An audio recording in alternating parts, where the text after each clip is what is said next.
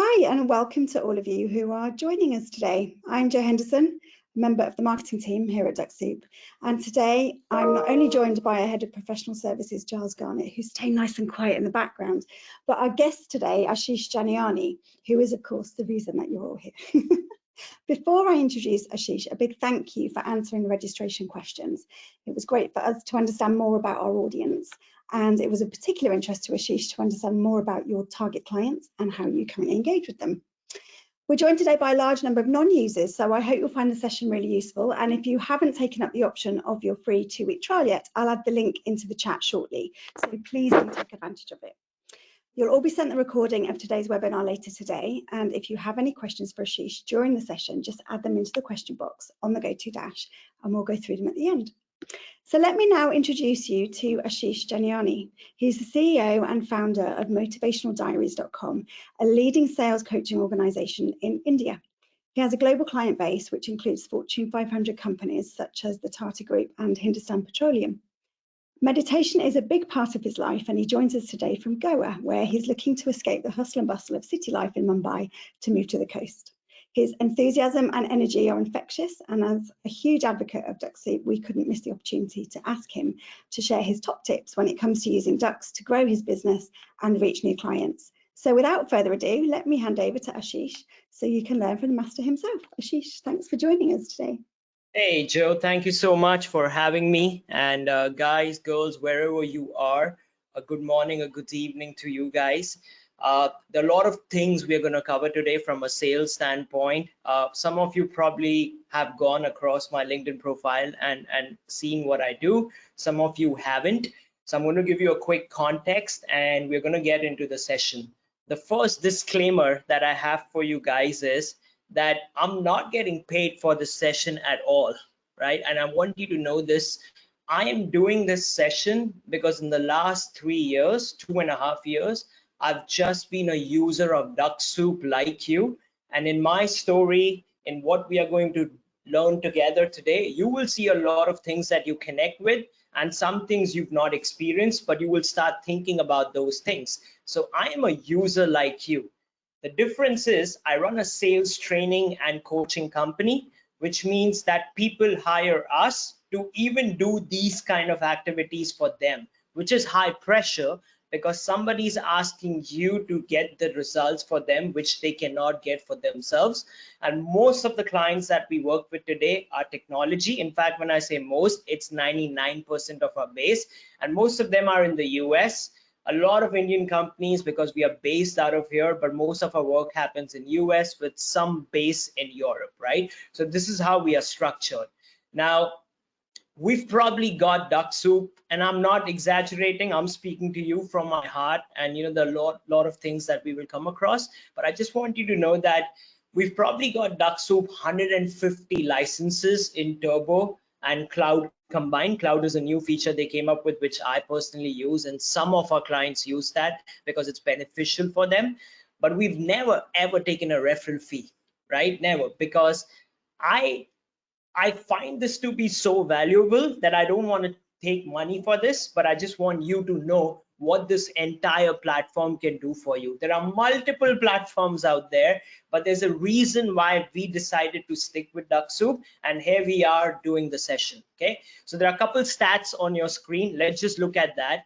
60% of your customers are going to say no 4 times before they say a yes. Now, some of you think about it, say this is not how it happens for me, but usually for most people, you would see if you're doing B2B sales, especially, you have a long sales cycle, and sometimes it's just frustrating, right? It can take you 6 months, 1 year, and then if you have a short sales cycle, we are talking about 3 months. So today we are discussing how can you make that sales cycle possibly 30 days in certain scenarios, and it is possible to do that, which is what you would learn today.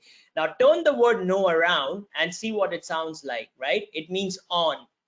And the problem is that most salespeople that we work with, they just give up thinking that I don't want to be pushy. There's this whole thing about being pushy, right?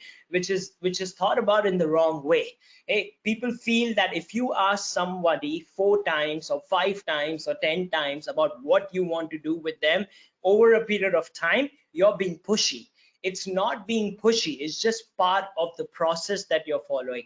The real problem that salespeople have is they don't know what to say after 2 follow-ups, right? So when you say to a prospect who you've already sent a proposal to, for instance, and you say, let me know what are you thinking about it, then you wait for 2 days or 3 days. Some people make the mistake of waiting for 1 week, which is too much of a time in sales. You should not do that until and unless the prospect told you to wait for 1 week. Now, let's just say you do that follow-up in 3 days. The next thing you ask them again is, hey, I just wanted to check if you got a chance to go through my proposal. And then you don't know what else to say, right? That's the real problem. The problem is not that you don't want to follow up n number of times. And the truth is, if you don't follow up multiple times based on the lead, in fact, follow up is not dependent upon just a process, it's also dependent upon the lead. Some people will take 50 follow-ups, some people will take 5, right? So I'll skip going into the details of follow-ups. Let me come back and let me explain to you how did this whole thing happen. Connect with me as a salesperson, no matter where you are in the world. I get criticized by Indians, right? I'm here that, oh, yeah, we like to build relationships in India. We don't like to push people. And then, you're a little different. And then I would have my customers in the US tell me, oh, we like to be straightforward. We don't want to beat around the bush. And then I tell both of them, right, because we are selling, that there's a different language called the sales language, which is different from English, which is different from French, which is different from Spanish. So for instance, if you tell your customer, please connect with me, versus you say, do connect with me, there's a difference in what you will get. When you say do connect, you might find that to be pushy, but psychologically speaking, there's a higher probability of you getting what you want because it's a more direct, action-oriented sales line. So we are speaking about the language of sales. So let's go back and let's look at history and how did this whole thing happen of $200,000. Where did it start? So till 2020, like most of us, we weren't using technology. In fact, I had never ever used Zoom, guys, right? This whole thing about technology was freaky for me. So Dux Soup is something absolutely different. I'm talking just about Zoom. I used to make cold calls. I had a team that used to make cold calls every single day. We had a team on LinkedIn, 2 people who used to literally sit on the computer, send out 60 connection requests every single day. And we were doing this from 2016.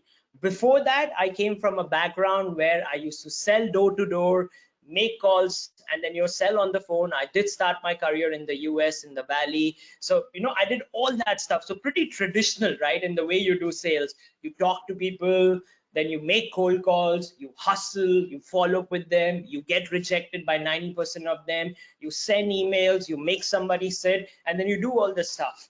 Now, when COVID happened, right, I want you to understand, at least in our business, we used to go and meet people at their office, HR departments, and then I would present to them. And if they had another presentation, we would travel back. And if we did get the project, we would go to these hotels around India in those days and do these sales trainings. Some of you might have witnessed those things, right? Now, with COVID, there's no phone call I can make in the office. I cannot go to their office. When I'm talking to them on Zoom, I don't know how to use Zoom properly, nor do they, right? So their cameras are off, and then there are kids crying in the background, and this kept happening, right? So the business is falling down, and I don't have a solution for it, right? So I was literally frustrated, and some of you guys are probably just frustrated with how much you have to do. And everybody talking about automation and everybody talking about lead generation, right? So I was just frustrated. I was not able to get through my prospects. So the first thing that I did, and you have to do this activity for yourself or for your company, no matter who you are, you have to write down in the last 1 year, what are the customers that you've closed, what are their designations, and where are they based out of. I did that activity and I found a simple answer. When we are pitching to family business CEOs, we get the deal done very fast because they have cash flow, they are accessible, and they are willing to do things because they want to grow and become corporates, right? So this is the first thing that I found out, and I made it a rule that I'm only going to talk to family business CEOs. So we're going to speak about CXOs in general, but that was the start, right? The frustration continued. I was doing 15 meetings every single day. My team was trying to get calls and nothing was really happening, right? Really working hard. So hard work does not always equal to you getting results, is what I learned, because I am still a hard worker, right? I still work 14 hours a day because I love to do that. If you don't like to, that's a separate thing. But I learned that hard work is not enough. So I just went to Google, frustrated, and I thought, is there something in automation that can do this? Just like a simple question to Google, right? And the first thing that popped up on my screen was Dux Soup. I did not know Dux Soup. I did not know any of their competitors. I just was, okay, Dux Soup, right? So I went to Dux Soup, and it was so easy. Remember, I'm a guy who did not know technology the way we know technology now, right? So I just went to Dux Soup, the website, and it was so easy for me. I'm being honest with you, right? It said try free for 14 days, right? So I get that. Okay, I don't have to give my credit card. It gives me a license. I sign up with the license, and it says that these are your settings. Now, when you read the settings, you start to understand a few things that you have to do. I also learned that when I get the pro license, right, I don't get to follow up with people, which doesn't make sense to me as a sales guy, right? If I'm just going to send you a connection request and I cannot follow up with you, which is everything, I need something which I can follow up with. So I took the turbo license because it made sense. So the turbo license came through. We didn't have cloud in those days, and I just set it up just the way I understood it. I know it wasn't perfect, but I did my bit because the language was easy for me to understand, right? Now, I go to the drip campaigns. If you've seen the dashboard, first I go to Sales Navigator. You need the Sales Navigator license, and I select the territory. I select CXOs. I do all that good stuff about, going after only CXOs. Now, when I come to the dashboard, this is what I knew because I had seen people message us, and you get those messages also on LinkedIn, which are just sad and pathetic. And if you're doing it, I'm sorry. I'm just saying this to you as a friend. They don't work out, guys, right? So you see a connection request message of someone, and within that connection request, they are pitching you to sell to you. Now, this is LinkedIn. This is not email, right? This is not a cold call. So I'm looking at your face. I'm looking at you talking to me personally, and then I see a sales message and I don't even know you. Why would I want you to be a part of my network and then you having access to the rest of my network, right? You don't want people like that in your network. So I realized, I knew this, that I'm not going to write those crappy messages. The first message that I wrote in connection request, and we still do that, right? I'll give you 2 examples, so pick it up. I said, dear FN picks up the name, right? So dear Michael, you came up in my search, given our common business interests, happy to connect here on LinkedIn. That made sense, right? I'm connecting to a CEO because I did search for him on Navigator. He came up in my search. We've got common business interests, and then I'm just connecting with the guy. My acceptance ratio wasn't tremendous because of my profile in those days versus now, but it was pretty good. And I saw the difference in people replying to us and saying, hey, Ashish, it's great to connect with you, etc. That's one. Now, here's the other message that you can use, which is very effective. When you go to Sales Navigator, guys, and if you're getting more than 20,000, 10,000 results, right, you may get more, but when you get more than 10,000 results, check this feature out. The feature is there through and through, but it's just going to be more effective if you have more than 10,000 results. You would see on Navigator, it says posted on LinkedIn. Now, if you switch that button on for the leads that you've got, it would then only show you people who've been active on LinkedIn in the last 90 days who've been posting. So then I would select people like that when I had a lot of leads to further filter them out. And my connection request message would be, hey, I saw that, like me, you're active on LinkedIn. It's good to exchange thoughts. Happy to connect. Okay, that's the start that I want, because if you don't become a part of my network, then we are not going to be able to do most of the things that we should be doing on LinkedIn, right? Which is sales, talking, discovery calls, and things like that. A side note on InMails, I don't use InMails. I know it's a great feature, but the sad part is the whole UI UX of LinkedIn, it doesn't show up in mails easily. You have to go to the other box. Sometimes it does. You need a different app for this for in-mails just than the regular app on LinkedIn, right? So that whole thing about how in-mail works, it gives you 50 credits. I've never used it, doesn't work for me. If it works for you, that's a great thing, right? So this is what we did, right? We set up the campaign and I'm frustrated. And the first thing that happened, right? I'm not kidding with you. I pressed those buttons and then automatically on my screen, it was like a magic show those days, it started sending connection requests. And I was just sitting with my hands over here and I'm like, man, this is doing it and I don't have to do. I don't need a team for this. I was just like that kid, right? That this is all happening automatically. I was like, wow, for $55, it's doing everything that I would want somebody to do or me to sit and do it. Plus, it wasn't making mistakes because it knew when somebody connected with me, when the first follow-up had to go, when the second follow-up had to go. So that part of it got automated with a guy who didn't understand technology a lot, just use my common sense, a little bit of strength coming from a sales background, right? So what happened? We got a lead, right? And I did not do anything. I got a lead of a CEO in India who had 600 employees. He gave me his EA's number and said, why don't you talk to my EA?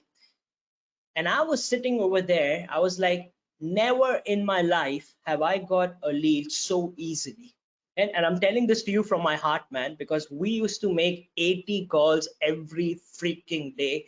And I had a team sitting on LinkedIn sending out 60 connections every single day. Okay. Suddenly, without any effort, I get a lead of a CEO telling me to connect with the EA. Okay, that was magic for me. And in that moment, I knew this is going to work. About the EAs, you need to be smart if you come across a EA. EAs are there to protect the CXO's calendar, right? They don't want people on the calendar. So you have to build a relationship. So what I told her was, hey, have you read this book? I had read a book about an EA to one of the biggest business tycoons in the world. And I started the conversation with her over a phone call, use my sales skills, which are essential. And she had this conversation with me about the book. Oh, I'll pick it up. And she gave me the appointment, right?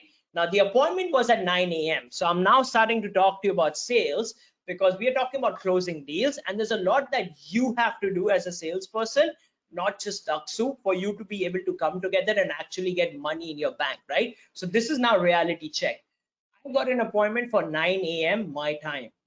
I work US hours, which means I'm working till 2 or 3 in the morning. Right now, it's about 10 p.m. in India, right? And I'm going to finish at 3 a.m. when I finish my day.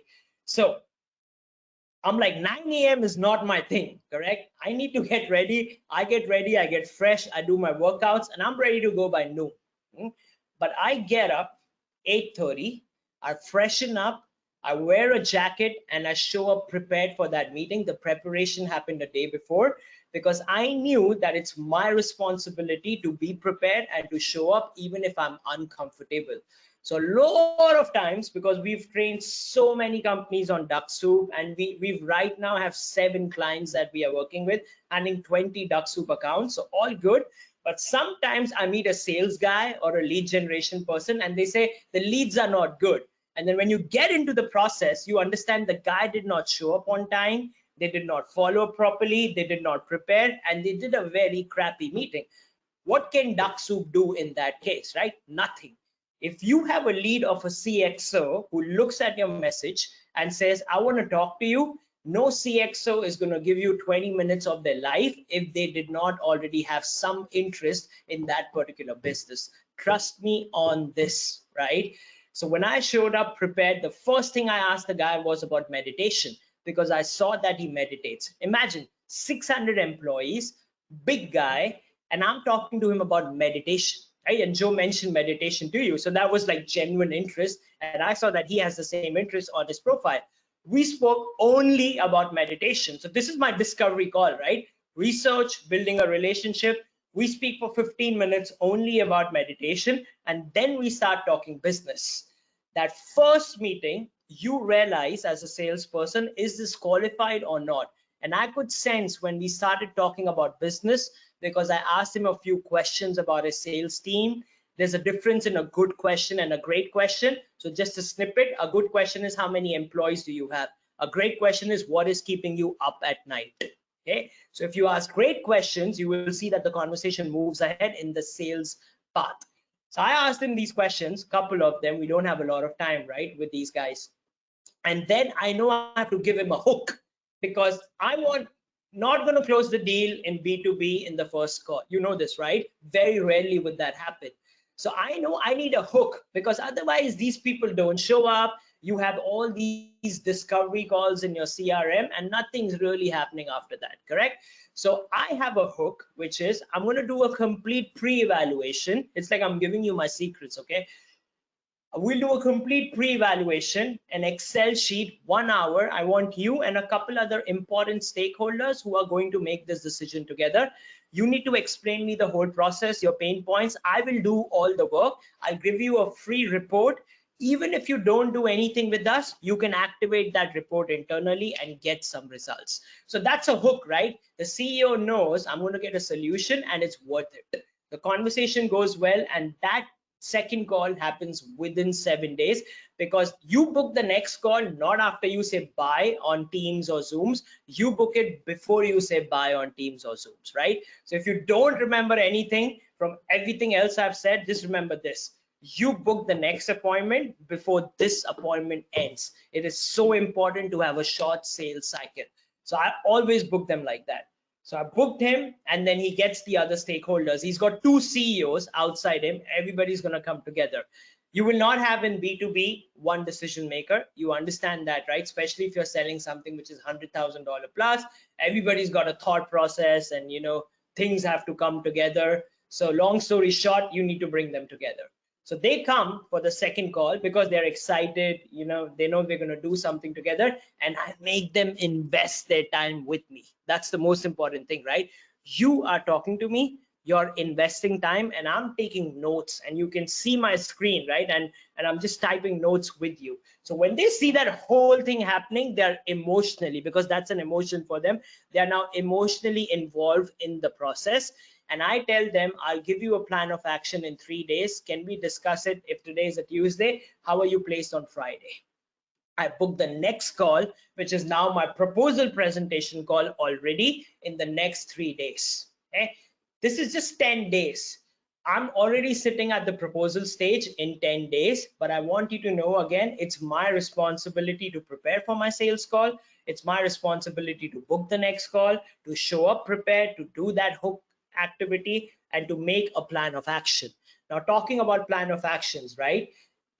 A lot of sales guys, and you know this, right? A lot of us are guilty about it. We don't like to make proposals. We just like to copy paste because it takes time. 90% of those things might be same, but that 10% that you put the logo, you put the objective, you put the meeting summary, you put your heart into it, you create stats, all that stuff that takes time, and it's like the page doesn't move. One page takes about like 1 hour. That's how you win deals, okay? And I want you to know that if you don't do this, you will have a problem no matter how many leads you have. Okay, so Dux Soup is going to give you all this, on your platter, because it's going to give you these features which we are speaking about, and there's so much more, right? When we started, we didn't have Switch, we didn't have all the stuff that we have now, right? So this is what happened. We reached that stage, and I gave him a quote of $12,500. I made the proposal, and it made sense that we charge him $12,500, and he said a yes. And I could not believe myself because I got the lead 10 days ago without making a cold call. So I was like, what did just happen? I just expanded my business, and I did that without an effort, just doing a good sales process because I'm a sales guy. Okay, then we got the second close with another company. We got the third close. We got the fourth close. And I've never, ever looked back. And I tell this to people from my heart. You don't need emails. Okay, I know it's worth sending 1,000 emails and testing your servers out. You don't need cold calls. You probably need some events, but if you're in B2B, please use Dux Soup properly with some of the ideas that we are discussing, and make sure that you're a reliable salesperson so that the leads that you get can actually convert. It's your responsibility to take a 10% lead to a 100% sale, right? Do all leads that we have turn out like this? No, right? There are follow-ups that happen after these proposals. So that's why the other 20 days are there. Some leads do take 3 months. Some leads don't show up for the first call. Some leads don't show up for the second call, right? But you can avoid all that stuff if you have a pipeline, which is the second point that you see on the screen, which says 72% companies with less than 50 new opportunities per month don't achieve their revenue goals, right? So if you're selling B2B, make sure you have at least 3 LinkedIn accounts. If you've got a team of 10 salespeople, have 3 LinkedIn accounts so that you can do at least 6 campaigns, right? 2 campaign each LinkedIn, because LinkedIn will not allow you to reach out to more than 1,000 prospects on an average per month. So you have to be selective, because they don't want you to be puking all over LinkedIn. They want you to use it as a platform to connect with people, okay? So I'm going to move on. I'm going to take a pause to show you a video now. I don't have a lot of time. I probably have 10 more minutes, 15 more minutes, and then we'll open up for questions. But this is a beautiful video. It's not on your screen now. It will play soon.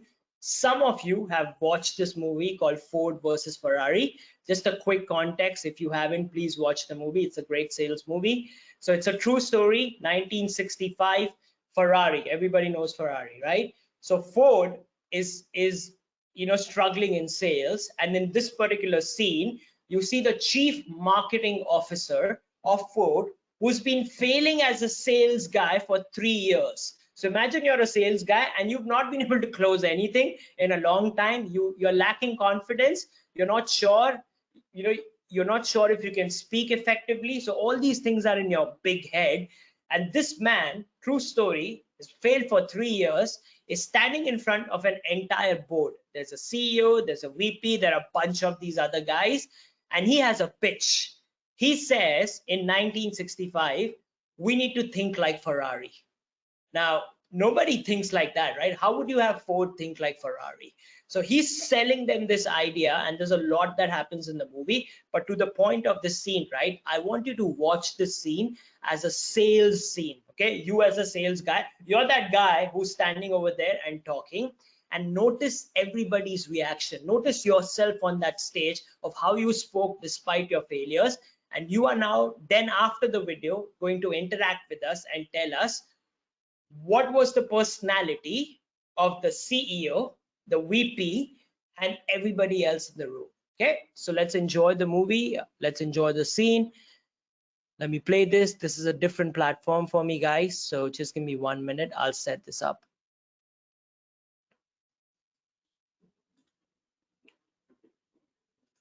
Yep.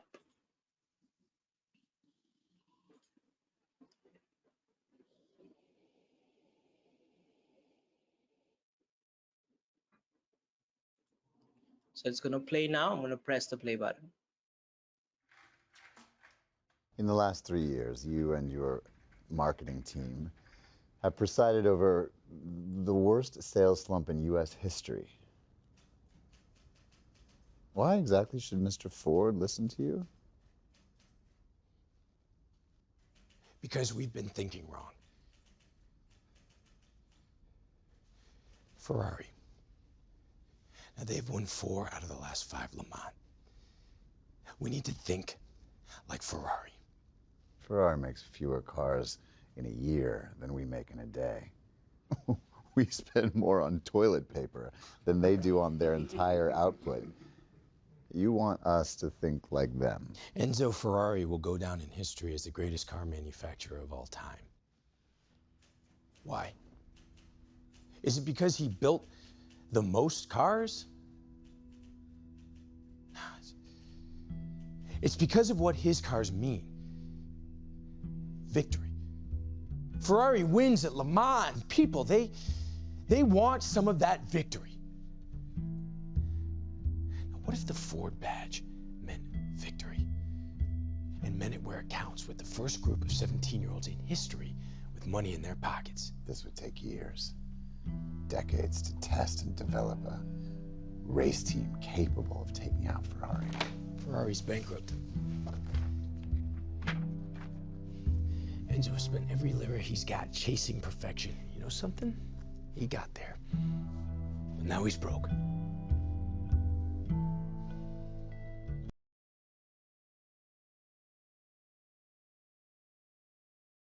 Come off mute, Ashish. Yep, you guys can see me, right? Yeah, we can hear you. All right, got it. So what the pitch over here is, I have a question for you guys. Obviously, the pitch is he's saying we need to think like Ferrari and buy Ferrari out because he's bankrupt. So that's the pitch, and it's a crazy pitch to Ford from a guy who's failing. Now, on questions, if you guys can, tell me, and Joe, if you can help me out with some answers that you may get. Yep. What was the personality of the CEO? And when you probably know who the CEO was, right? The guy who was sitting like this, and then he was noticing. Did you see interest, confidence? Did you see lack of interest? What was his personality like? So I want you to write CEO equal to, tell me what was the personality of the VP, and then everybody else in the room. Just put your thoughts together. We'll give everyone a couple of seconds. And if you don't catch this, it's ain't gonna work, man. You gotta know how to sell to these big guys, especially B2B. So just remind us of the question again, Ashish. Yes, so the question is, if you can put on chat, you saw the video, what do you think was the personality of the CEO? Was he interested? Was he aggressive? Was he confident? What was the personality of the VP? Was he negative? Was he positive? And everybody else in the room, what did they buy into the idea? What were their personalities like? And while you get that, Joe, right, just in interest of time, can I just continue? Yeah, you can continue. All right. Now, I want you to know this for everybody, who's not typed yet, that those guys that were sitting around the room are called managers and juniors. And sometimes you make a mistake in your campaigns reaching out to these guys. We call them in sales as CMOs. What are CMOs? CMOs are people, you meet them, they're happy, they're lovely, and then they say, can you send me more information? Can we have one more meeting? Oh, I need to show this to my boss. Can you also email this to me? And all they will make you do is work, work, and work with a lot of delays, with this excuse of, oh, my boss was out of the office, the HOD is not there, or they had this event, I got sick. All this stuff is going to happen with these CMOs, and you will keep looking at yourself or your boss or your team and be like, I've got a pipeline, but that's not a pipeline, right? That's a CMO. Do not please do campaigns. Try not to do campaigns with these guys on LinkedIn via Dux Soup in general, just because you will have a long sales cycle. Okay. The next thing is, you saw that VP. Now, some of you guys will have to go out after VPs. I don't. I only go after CEOs, because I believe with what I've experienced that I don't need those guys. Even if I have only 200 CEOs, I'm going after them. Or LinkedIn gives me all these fascinating features that combine with Dux. I don't go after VPs. Okay. But if you have to, then most of these guys are going to protect. They are the decision makers, but they have this ego because they have to prove themselves that I'm the VP, and they're going to protect their organization from you reaching to the top. And they want to prove to you, just like the VP you saw on the screen, of why should Mr. Ford trust you? We spend more on toilet paper. So all this stuff happens because they want to prove to you that they are smart people. And that's the problem with these influencers that you will come across. Okay, but if you looked at the CEO and you looked at that man's eyes, right, he's looking at a failed salesperson. But when that failed salesperson spoke about vision and said Enzo Ferrari will go down in history as the best car maker in the world, you saw him feel something, and he got interested when he said that Ferrari is bankrupt. So my point is, if you go after all these other people, you will have excuses. You go after the CEO, he understands the language of money, he understands the language of value. And when I say he, I also mean she, right? Everybody. they understand the value of spending, investing, knowing that they are taking a risk because they are there for that particular position. Look at a CEO, a CTO, a CIOs or CMOs, JD, and you will find that they are there for results. Everybody else is just there. And if you are in that position of a manager, okay, you know what I'm talking about right now. If you want to go to the top, 70% salespeople become CEOs because they have similar personalities. Okay, so look at this slide. So coming towards the end of our presentation, now I've named all of them number one on purpose, thanks to somebody that has impacted my life called Tim Grover. If you don't know Tim Grover, he was the trainer to Michael Jordan and Kobe Bryant, made them who they were, got them, helped them with their championships, coached them, and he's written a book called Relentless and Winning. If you have the guts to really build yourself and face the mirror, then you have to read that book. But coming back, he says that everything that we speak about is number one, because as soon as you keep saying number two, number three, number four, people think number one is more important than number four, which is not true. So these are some traits that are there in a CEO, and you need to be like that when you're making your campaign. You need to be like that when you're talking to them, and if you can relate to it, you have similar personalities, which is what best salespeople find out.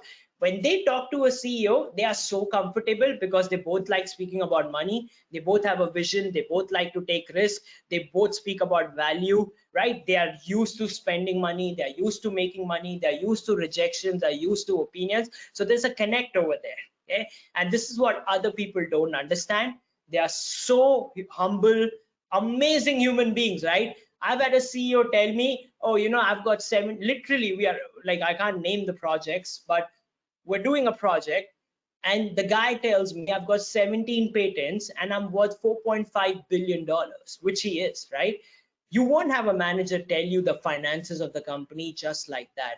So I personally love them. The campaigns are built along those lines. We do at least 5 follow-ups with those guys, followed by 5 more follow-ups manually if they've replied to us. Our messages are not just sales messages. They've got a connection, they've got a relationship, and then they've got a goal. I like to ask people, given this agenda, would you be open to having a relationship building call and see if we have synergies? Okay, so look at this slide. This is the language that needs to go in your campaign. The mindset is in you. You need to have the mindset if you want to make money. Okay, your test, your acid test is this. Okay, I wasn't born with it. I have to train myself every single day. So do you have to. But today, if you ask me to stand in front of Elon Musk, this is what my pitch would be like a salesperson. I would tell him, Mr. Musk, I don't have the money that you have right now, and I appreciate everything that you've done. I really, really do. I know that most people will not reach there and they will not understand what you go through. A lot of people have respect for you, so do I. But I'm here to speak to you about X. Okay, I've seen the platform, I've seen the history. I think people don't understand your vision. Would you be open if in the next 15 minutes I asked you some questions, and then if it makes sense, I'll give you a proposal before I leave your office today, so that you can tell me if we can work on this together. I don't promise you everything will get solved, but I know you will get a massive ROI if my team and I, given the experience we had, have an opportunity to work with you, and you will see it in the proposal. Does that work for you? Okay, if you can look that man or the one of the best or the biggest CEOs in the eye, and you can talk about your value proposition, you know that you understand how to close deals with CEOs. So here's the process that we use with Dux Soup. Okay, we set up these campaigns that I spoke about. We have good connection requests. One more important point: if a prospect accepts my connection request, I don't immediately send them the sales message. So we put a delay of 1 day, because again, you don't want to do that. As soon as somebody connects with you, you send them a sales message. Just doesn't sound right on LinkedIn. So we wait for a day. The next day the first message goes, then there's a delay through the messages that we send, and the goal is to get that first call. We say 20 minutes. I book it on my calendar for 45 minutes just in case it is needed. No CEO has ever had a problem with 45 minutes being on the calendar, but we do wrap up in about 20 to 30 minutes most of the time, because these are big guys. So one is that I give them the hook. The second thing we do is then we do the hook call. You need to find your hook. If you need help, you need to reach out to us with the experience that we have. We do this on a single day basis with multiple companies. And then finally you reach the proposal stage, right? So if you have a 10-day process, you probably end up closing a deal in 30 days. A lot of deals will not close. A lot of people will tell you you're spamming me. A lot of people don't want to talk to you. Some people, if your messages are not good, will tell you you're using a bot. You need to, as a salesperson, understand that's not your goal, right? Your goal is to get your 20 appointments or 10 appointments in the month, and that's it. If you get those appointments, you do them right, you're achieving your results, guys. Okay, so taking a pause. There are a lot of things we want to do in the upcoming sessions if we have an opportunity to do that. One of them is this whole framework that we have around follow-up so that you don't struggle with that, but that's not for today. In the future, if we have that, we would do it as an opportunity. That's my direct email ID. That's my LinkedIn. Connect if you have questions. Connect if you are serious. Don't connect, if you think that you know everything. I don't know everything. I'm still figuring out with Dux every single day. I send them 3 support messages at least every single day because of the clients that we have, and they're amazing, and I continue to learn via them. But if you think we can connect, we can work together, reach out, and I'll be more than happy to talk to you. So Joe, over to you if there are any questions, but yeah, that's it from my side. Thanks, Ashish. That's really insightful and very enthusiastic, which we love. Okay, I've got a few questions here. So Ruth has asked that you mentioned there's no need to do thousands of emails daily, but what she's asked is what will you replace that task with? So what would you suggest doing instead of sending thousands of emails daily? Yeah, so Ruth, let's look at it this way. If I send 1,000 emails a day, maybe at the end of the month, I'm gonna have 20 appointments, right?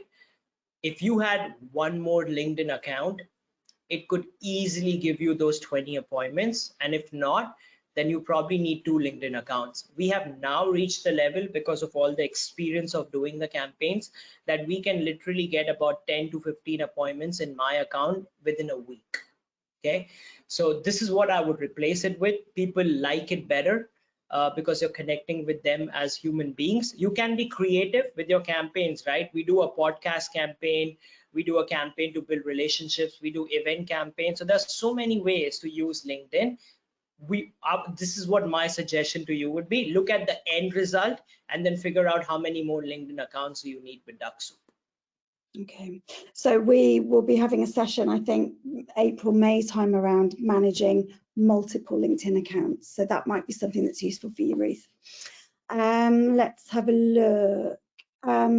Mark has asked, can you give us some more great question type suggestions? So you said, Absolutely right. So Mark, outside this question, I asked them, when they tell me everything is good, right? You've got some of those guys, everything is good. So I asked them that I have never met somebody who's told me that everything is always good. You tell me what is that one thing which can be better? Okay, that's another great question. There's one more. I'll give you one more in this session. Now, given what you just said as a prospect, like your goal, your vision, whatever they said, on a scale of 1 to 10, how important is this for you? 1 being the lowest, 10 being the highest, and they say 8. I said, what would make it 10 on 10?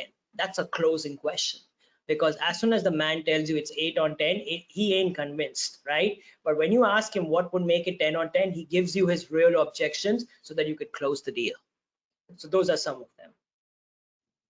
okay, that's good. I hope that helped, Mark. Let's have a look what else we have. So a few people have asked this question, and I've kind of alluded to it with my comment about the upcoming multiple LinkedIn accounts. But as LinkedIn only allows you to have 1 account per person, how are you getting around this? I'm assuming I for my business use only 1 account, right, per person. So we don't need more, because as a consulting company, we've got a team of 10 people outside me, and we've got some trainers in the US. But primarily speaking, if we get about 20 appointments in a month, then we are good of closing about 3 deals every single month, plus the recurring business we have, because you need to understand that at least in our case, there's a lot of recurring business that happens. The problem, in fact, that we have right now, that I cannot do enough appointments that we are now getting from Dux Soup. And I'm just saying this to you humbly, because don't make cold calls, don't send emails, and you're getting these appointments, right? How do you get around to it otherwise? You have other team members. You need to make sure that you change their designation to something that can look good on LinkedIn and it is approved by your company. So when I have a sales manager, we need to use his or her account. We change the designation after approvals to CXO relations or C-suite relations. So it looks at least that it's a respectable profile for a CXO to connect with at his or her level, and that's how we create more LinkedIn accounts, right? So these are certain things. You can be more efficient with your account, or you can just decide to have other people in your business and you can utilize those accounts. Don't do any scammy stuff. I've had a couple people before they started working with us who had fake LinkedIn profiles, so those human beings didn't exist and they were using it. And I said, man, I'm not going to do this, right? It's just not ethically for me. It just doesn't feel right. Good, thanks for clarifying. Let's have a look. So John has asked, is there a stage that you would pause the automation to maybe send a more personal message? Or do you just do this when you meet them in person or over online, whatever? Like you mentioned about the meditation, having the meditation thing in common. So would you use that during your kind of connection messaging phase or follow-up messages, or would you say that till you met them in person? And who asked this question? Can you say his name again? John. Say that again. John. John, right? Okay, got it. Great question. Okay, absolutely great question. So you need to understand two things. First is Dux Soup allows you to customize with TI, which is the title, with CN, which is the company, IN, which is the industry, and FN, which is the name. People underestimate the power of this in customization.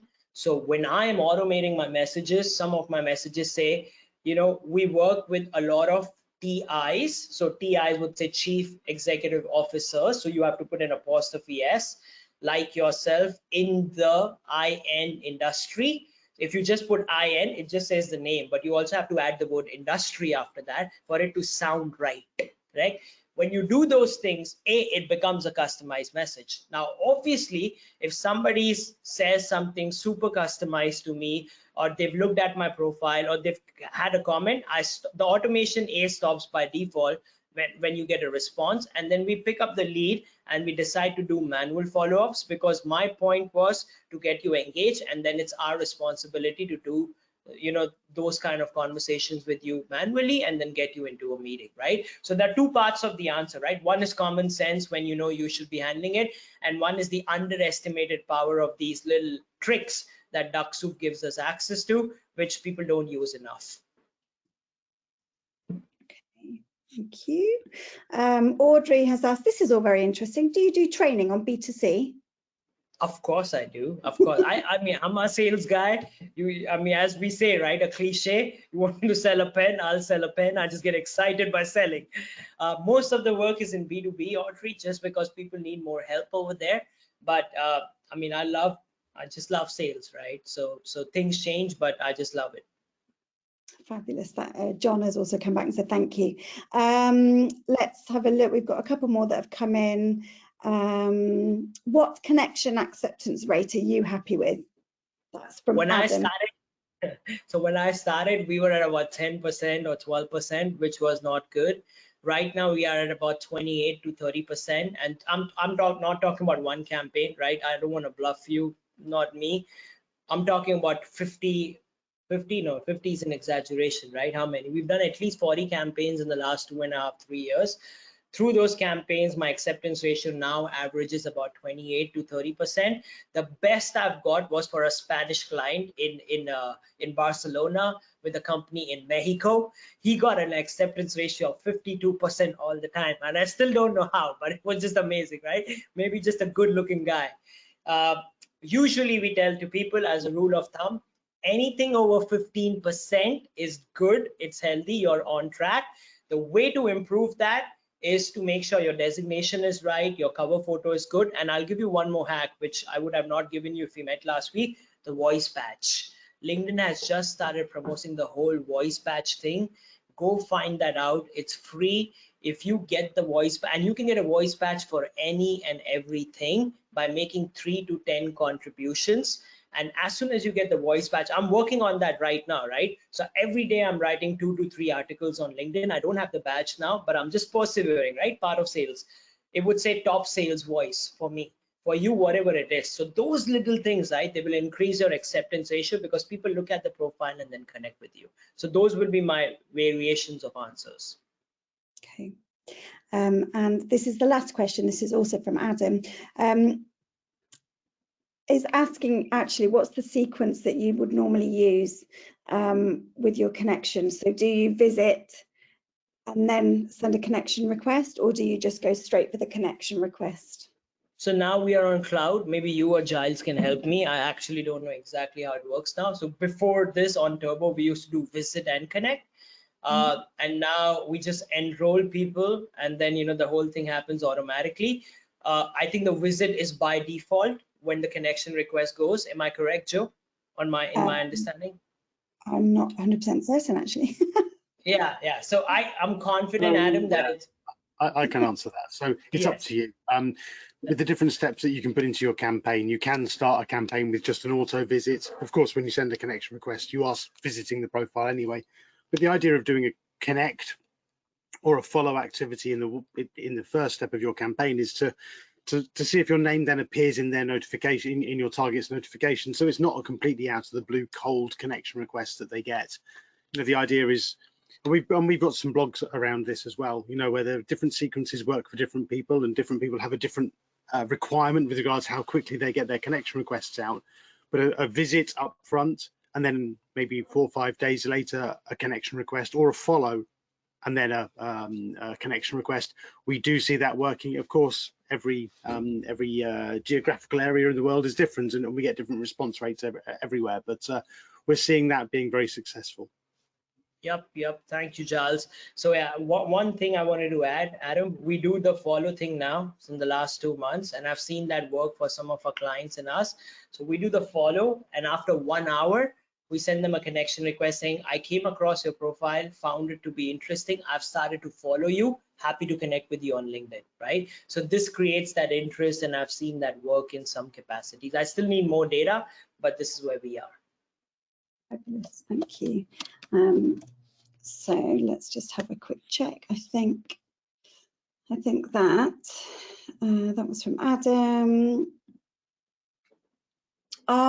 We've had another one in from Gary. Do you have a couple of minutes still? Yes, I do. Are you able to share an example of any high converting campaigns, just by way of inspiration? All right.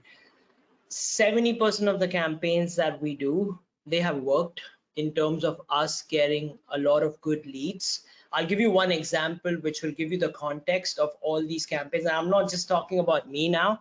I'm speaking about 16 technology companies selling everything from digital transformation to metaverses to AI, you name it, right? So this is, and it's across the globe. It's just not these 2 countries. It's also South Africa, Europe, Australia, Singapore, and things like that.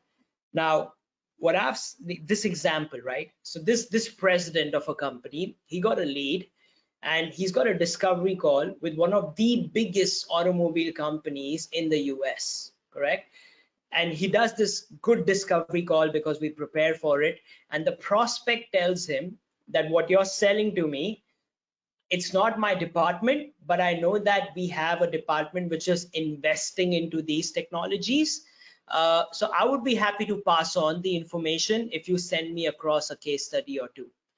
Now, this president, the client of ours, he took it as usual. Oh, I'll send the email, I'll send the case study. It was a good call, but nothing really. Now, as a sales guy, right, I was like, no, right? The guy said they've got a department and, they're investing money in it. This guy ain't going to do anything with it. So we created a small campaign of what we call plant managers. There were only 33 profiles. We found them on LinkedIn. We created a small campaign and we told those guys, I spoke to XYZ at your company, learned that you might be doing something where we have common synergies. I'm happy to connect. We got 7 leads. And as I speak to you, we've got 1 appointment coming up.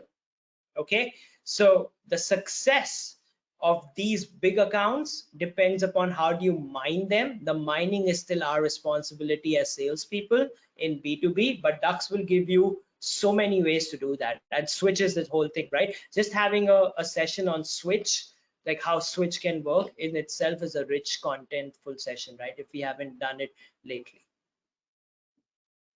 Perfect, thank you. I'm going to have to draw it to a close there, everybody. So if we just, if you can do, just switch on to the next. We'll skip a couple. Let's just go on to the slide about what's coming, if that's okay.